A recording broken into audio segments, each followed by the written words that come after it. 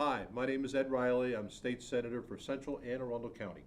To set up a powerhouse at one high school is very impressive. To do it in a state like Maryland is even more impressive.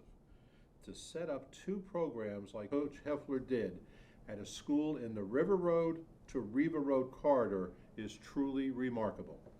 Well, I did watch the wrestling, the football, the baseball. I think those were the main ones he coached.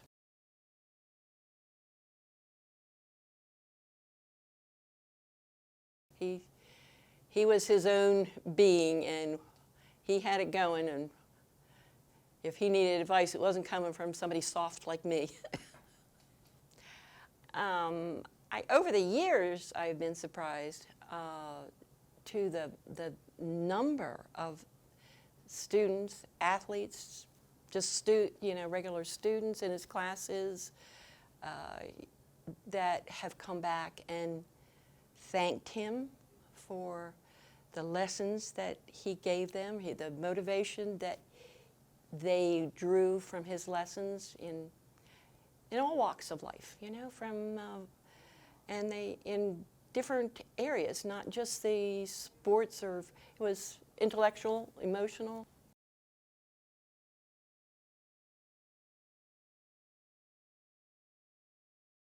Well, he's primarily a motivational person. He himself was motivated by a challenge. Say no, he couldn't do something, and by golly, he was going to do it. And he got through life that way. There were things that happened that he had to overcome. He had a lot of energy, he had natural talent, but there were a lot of things that he had to overcome, and he made sure it got done, and that's why the way he coached the way he did. He learned his lessons from things that were hard for him to do.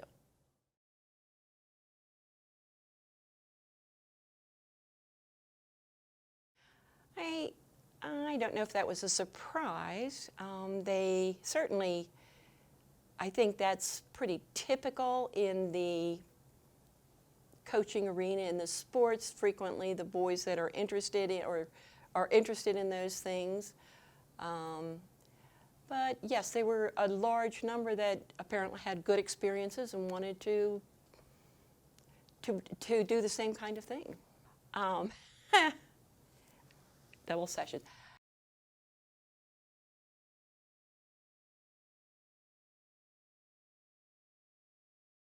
I had virtually no idea about any of the football. It was funny in the fact that we didn't know each other real long before we got married. And he was very persistent, and okay, so we got married, and he was like so attentive, and then we got married, and then we got married in August, the beginning of August, and the first thing I knew, football was upon us, and I was pretty much single again for a long time. I think he enjoyed everything when he worked with the kids. He loved working with the kids.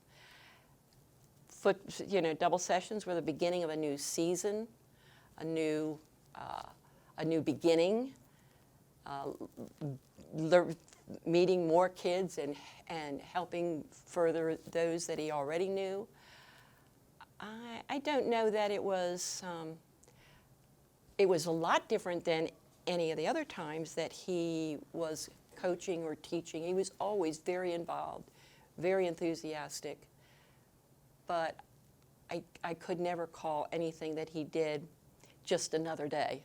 No, Frank pretty much knew exactly what to expect. He had been, he had seen through the years what it was. He knew what to expect. And it was like, okay, this is what we have to do. I know what I'm going to, and I do it. And so it wasn't a change. It was just part of our lifestyle. I think so. I think he also learned to persevere. He also learned to the mental toughness. But I don't know if there was any big changes. Again, probably strengthened in those years because he spent so much time, Bud spent so much time with with students and teaching. And so being his coach really strengthened those things, I think, as opposed to being father. There were so many students that came back from all walks of life that were inspired, that were motivated, appreciated, and they'd come back after they had met a challenge or got through certain phases in their life, and they'd come back, and it always surprised me that Bud was in the back of their heads at some of these pivotal moments.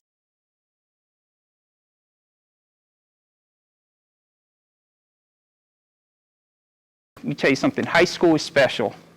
We were young, we were stupid, we ate pizza omelets at Denny's at 3 in the morning. But I do believe that there was nothing cooler in our lives that any of us went to than when we were playing football for Buddy Heffer and we would go through the red set drills and the pregame uniform. And I now realize later the reason was because we were with champions such as Mike Lyons, John Hesterman, and Sean Logan, and Buddy Heffer would treat us the exact same as he would treat the champions among us, no matter whether you started or not.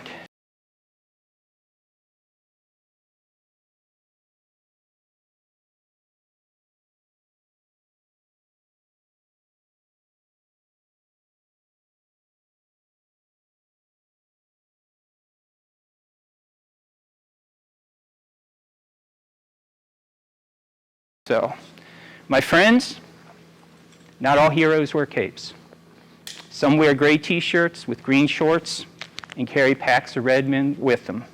So it's time to hear now from a general, a doctor, and a lawyer how they owe so much of their success in life to the man we call Coach. General Hesterman, when did you first hear about Buddy Heffer? Coach Heffer was legend long before I got here, but when I was in 7th grade, I had the good fortune to have a sister that was a year ahead of me, so mostly I had to keep my mouth shut and enjoyed her popularity. But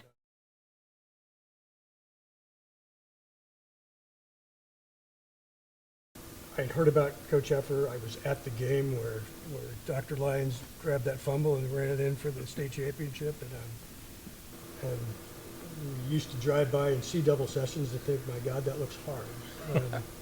So, I certainly knew who he was, well before I got here. We got to admire him from a little bit afar as JV players, and then I had the good fortune to play for him for a couple of years. Did the double sessions prove to be as hard as you thought they were driving by? I think later in my life when I was doing anything hard, much like Sean has alluded to, I remembered back when I thought that I was going to die every day and still managed to get to the end of the practice, just like Coach knew that I would. Let me talk just a second about the impact that he made on me. And I think I told this story at Coach's retirement, but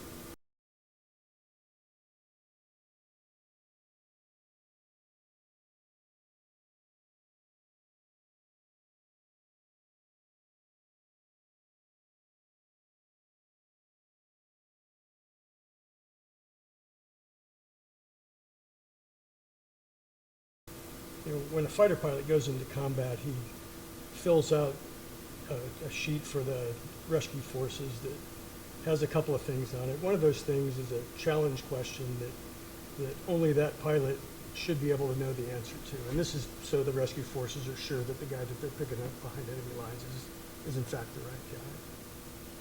The other thing that's interesting about that question is it has to be something that you remember no matter how much duress, how much stress, how much, how beat up that you are. And I remember not hesitating. I wrote, "Here's the best football coach I ever knew, Buddy Heffer," and handed that in. And just to give you a frame of reference from the 43 years since I wandered off the football field here. I've been very fortunate. I was coached in college by Olympic and world team coaches. In the military, I was the good fortune to be led by and then later to lead the most capable military men and women on the planet.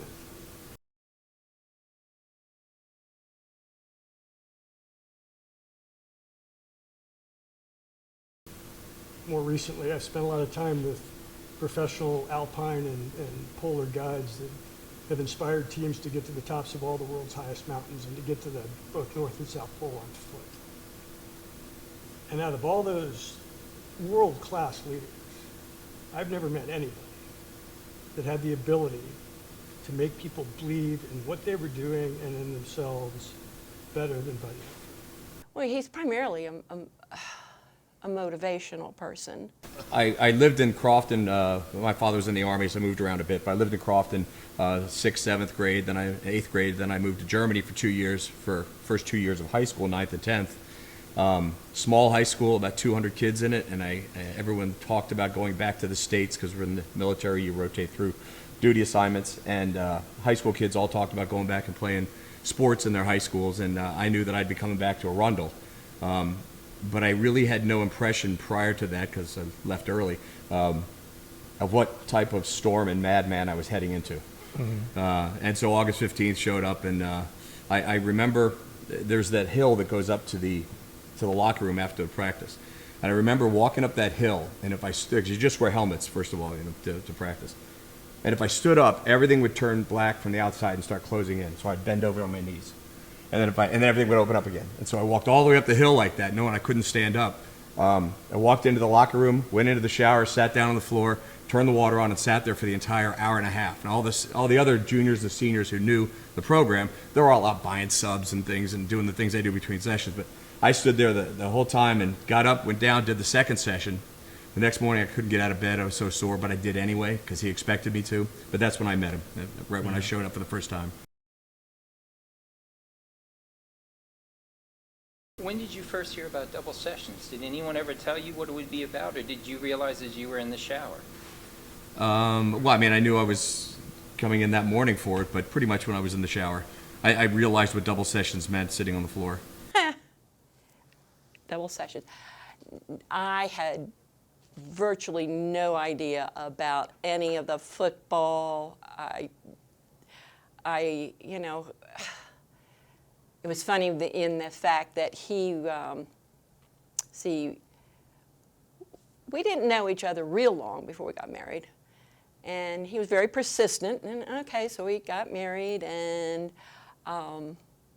he was like so attentive, and then, you know, we got married, and then the first thing, we got married in August, the beginning of August, and the first thing I knew, football was upon us, and I was pretty much single again for a long time. Same thing. It was around the first week of football practice. My brother and I, we showed up.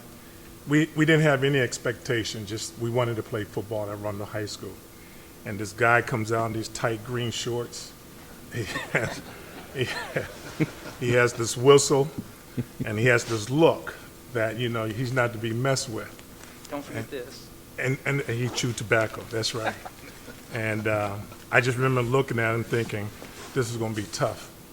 And it was. It was real tough. But that was my first time I had met Coach Hefner, and yeah, I had not heard anything about him up until that point.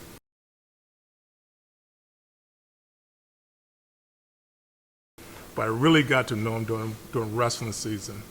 And again, those tight green shorts, the whistle, and you know, the way he looked, his presence. Well, what I felt was interesting when I was prepping everyone for today's show, I asked Coach Heffer, you know, I said, did your sons ever talk about double sessions? And he said, no, we never talked about double sessions at our house. And I thought, Coach, that's all we talked about when we were. John, do you remember what it was like when you were talking about others with double sessions? And you said you thought you were going to die. I mean, were you able to share that with, you know, sympathetic 15-year-olds? Did they understand?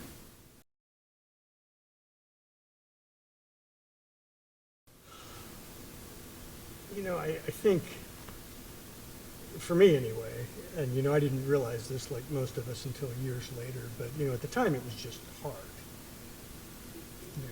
Years later, it became a lot more, and it wasn't, for me at least, it wasn't so much the double sessions. I mean, I think there are a lot of schools that actually practice twice a day. But there's a difference between practicing twice a day and being coached by Buddy Heffern. Yeah. And the thing that, I mentioned that he was the most effective leader that I've ever known. And the reason that I say that is because he so fundamentally believed that if we did what he taught us to do, that we'd be successful, that we believed him too. And his ability to make us know how he felt about that. And by the way, he treated all of us the same. If Buddy Heffer ever had a favorite, I still to this day have no idea who it was. But what he did is he fully expected us to do what he told us to do. And consequently, I think it birthed in probably all of us, certainly in me, this deep desire not to disappoint.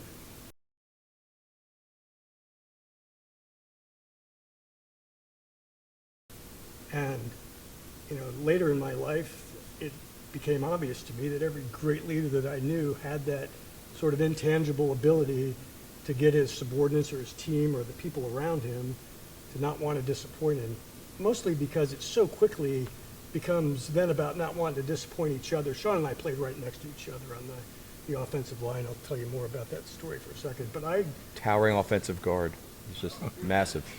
Well, and again, this is Buddy Heffern. I was almost 5'7" in my cleats. I weighed a good 150 pounds after the first week of double sessions, and I walked up, and because I think Tony Tate was going to play the position that I used to play, I said, "Coach, can I be a guard?"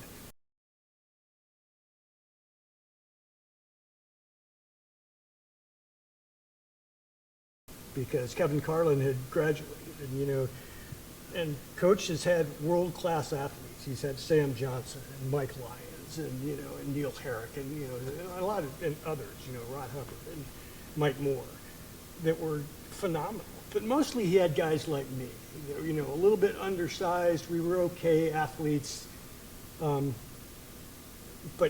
he kind of looked at me when I said, "Can I play guard?" And again, it was the only position on the team that everybody graduated, so that's the reason I asked. And he kind of looked at me and he said, "I'll think about it." And a couple minutes later, he said, "Get over there, you can try."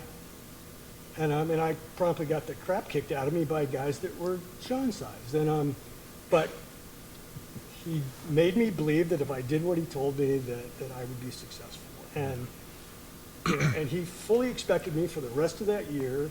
The guys standing in front of me were often 7 inches taller. They probably weighed 70 or 80 pounds more than I did. And he fully expected me to block that guy. And I learned how to do that. And eventually, I believed that I could. And I certainly knew that he could, the guy next to me. And, the power of that was pretty phenomenal. And by the way, I need to publicly thank Sean Logan at this point, because the number of times that he stepped in between me and a guy that was a lot bigger than me, that was justifiably irritated because I might have accidentally grabbed his jersey or might have accidentally done a judo technique that took him to the ground, was way more than once. So, brother, thank you very much for saving me from grievous bodily harm. Now, Sean, were you stepping in to warn the other guy that John was the national judo champion and one of only 10 in the United States with a black belt as a teenager?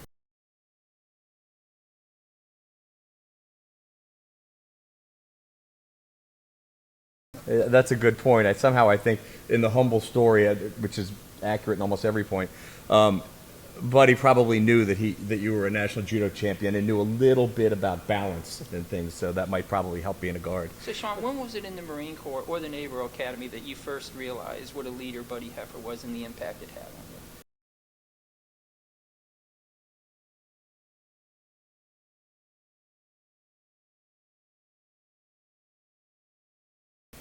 you? It's an interesting question. I remember talking with my father while I was at the Naval Academy, and he was career Army. He was retired Army, yes.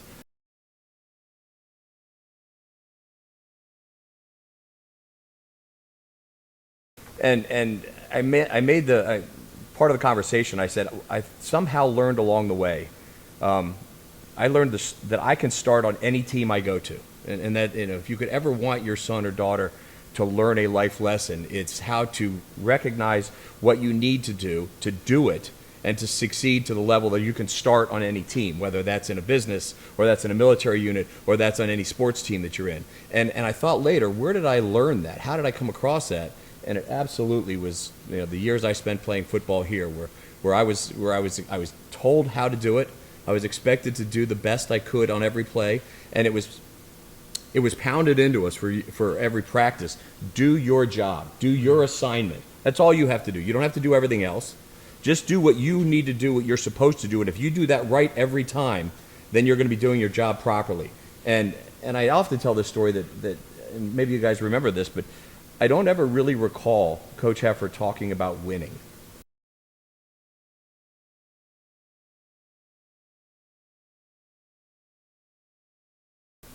There was never anything that we really brought up or he talked. He says, we're going to win this game. You have to win. It wasn't about winning. It was always about do what you need to do to the very best of your ability. The winning will take care of itself, and it did. We won a lot of games.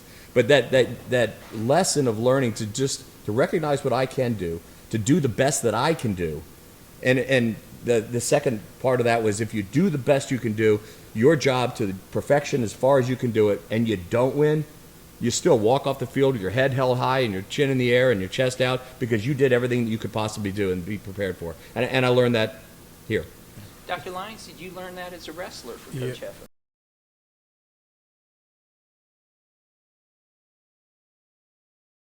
Let me kind of piggyback on what you were saying. When I reflect back when I played football for Coach, the one thing that he kind of instilled in all of the players that, to me, failure was not an option, that you had to buy into his system.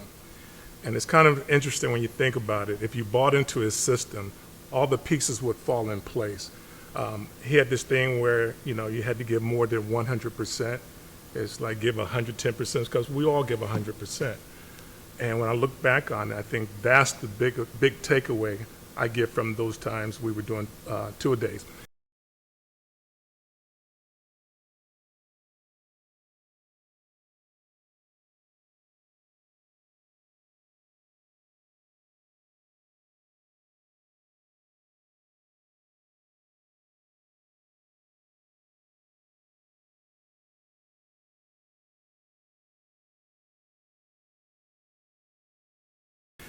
It got to a point where 2 days wasn't an issue.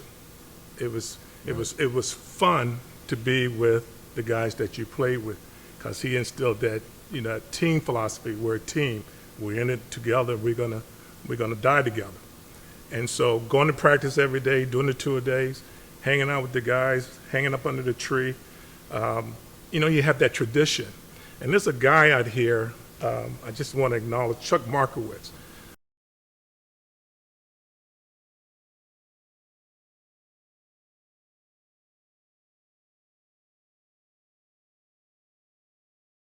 I brought my son here in 2011 because he reminded me of Coach. Have the same philosophy. How did he remind you of Coach Heffer? He's no nonsense. He's about team. He's about discipline. And he continued the Arundel tradition. And so my son came and played with Coach Markowitz for 2 years. So he continued Coach's legacy after Coach had retired for many years at Arundel High School. So again, for me, like I said before, 2 days was an issue. It's what was learned under Coach. And then remember my time, it was Coach Mears. He was the head coach during that time. Now, did your son compare and contrast double sessions under Coach Markowitz for you? Oh, Were they the same? He thought he was going to die. He had a lot of names for Coach Markowitz, I cannot say, but he said Coach Markowitz was tough, and I used to say the same thing about my coach. So we shared those moments. Now, you were the middle linebacker and then the nose tackle for the legendary Morgan State defenses of the late 70s. What were their practices like compared to double sessions? Morgan practice was brutal because it was just physical.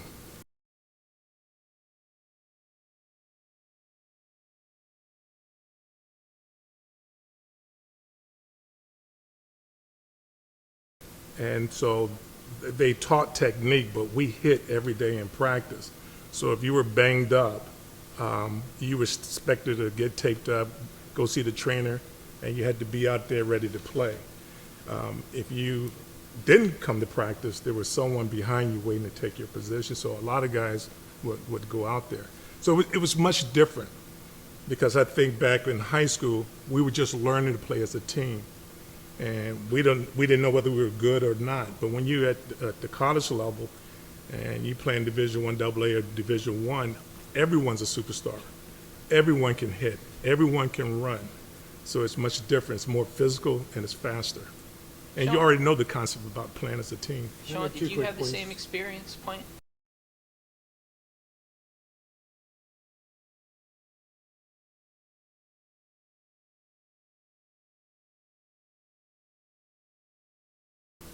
Let me make two quick points Certainly. just for a second. One is it any surprise to anybody that two of our very adept assistant coaches, Chuck Markowitz and Jeff Herrick, are both Hall of Fame coaches in their own right? None whatsoever. Yeah. So, second, almost without exception, the very toughest defensive line I ever played against was the Reandeau High School second string, because they believed everything that Buddy Hefner said too. And they wanted to impress him. They didn't want to disappoint him, and they kicked the crap out of us.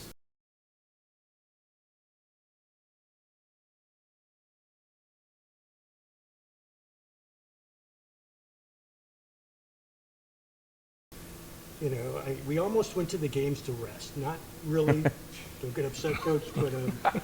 But the guys that played in our second team, they wanted Coach to know that they were part of this team, and it was the hardest thing I did. General Hessman, let me ask you a question about your leadership training. When I was talking to Coach Heffer to prepare for tonight, he said a player had to do three things to be successful. He said, number one, he had to buy into me as his coach first. And then he said, number two, he had to buy into the program that I had created. And then he said, number three, he had to buy into himself as a player. If he did that, he would be a winner. How would that happen with any of the leadership training you took in your military career? Well, I think it made it easier to be in a world where I was playing on a high quality team, just like I had in high school. You know, the stakes were a little bit higher, and the reason that what made Coach Heffer special in my mind was, you know, lots of coaches say that they hold their players to a high standard. You know, Coach didn't actually really say that. He just did. And he so fundamentally believed that if we did what he told us, that we would meet that standard, that we believed it too. And that shaped the way that I thought about everything I did.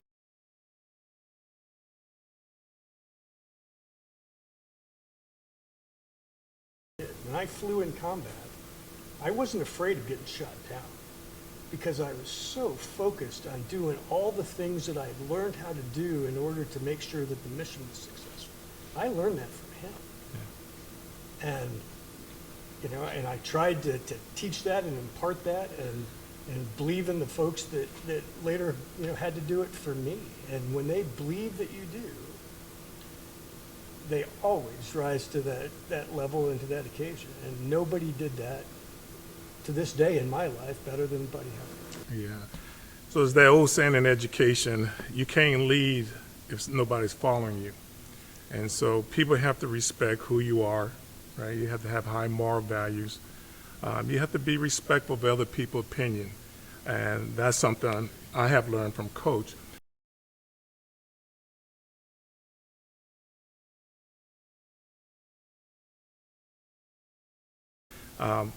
What's interesting is when I'm in a leadership capacity, I try not to influence my personal opinions or idea. As I sit here and I'm thinking about Coach, I don't remember him trying to persuade us or give us his personal feelings about something.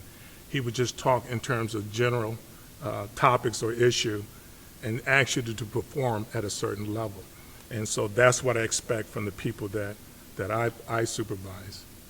And when you were pursuing your doctorate, did any of the lessons you learned from Coach Heffer in double session help you through that? So the one thing, Berkeley is a very unique institution. so the one thing about Coach is he wants you to be tenacious. You know, you got to persevere. You got to see it through.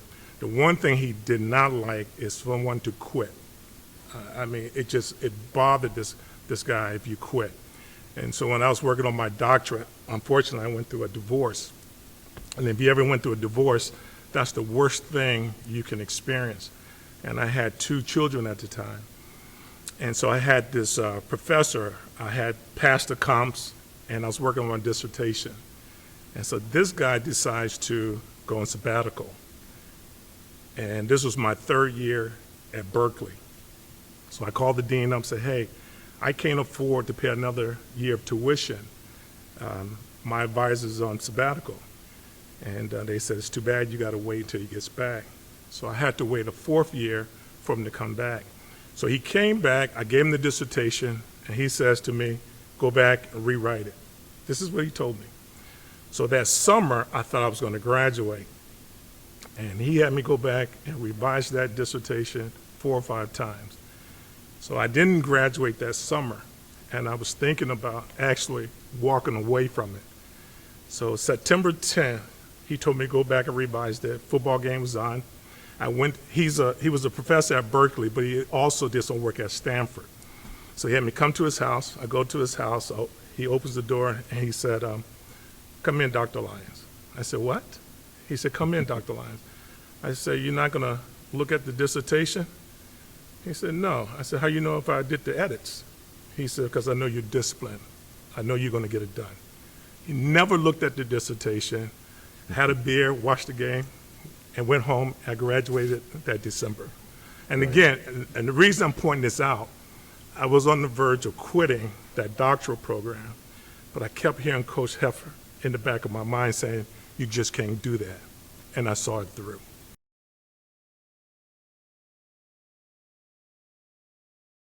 So I'm going to start with wrestling. I'm going to go back. In '75, I was a fairly decent wrestler. And so in the wrestling room, there wasn't a lot of competition after Mike Finley left.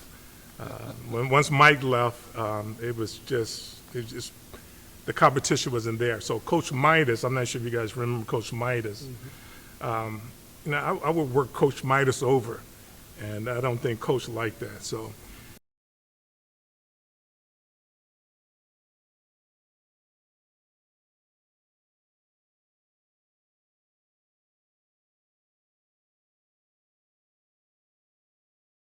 He decided he would wrestle with me. And so, we go out there, we wrestle, and I messed up his knee, right? And so he had to, I think you had an operation on your knee or tore your ligaments.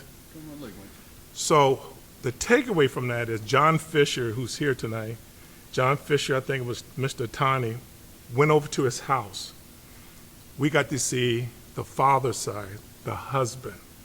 Very loving, very caring. Weird. The white picket fence, and Pink house. The pink house. Yeah. And I just remember what a contrast. The coach, the father, it was just remarkable to see him in that capacity. And so that was the takeaway. And again, it feeds back into leadership. Here's a coach. I think he was in his mid-30s during that time. He was willing to get out on the mat to make his player better. And then after that, shortly after that, I had told him that if I won a state tournament, I had wanted to wrestle at the University of Oklahoma because they had a good wrestling program. So I ended up taking second. He picked me up one night, took me to Morgan State, introduced me to the wrestling coach and the football coach. And they offered me a scholarship right there on the spot because of what he did. And at that point, I chose to go to Morgan State. I didn't think about any other offer at that point.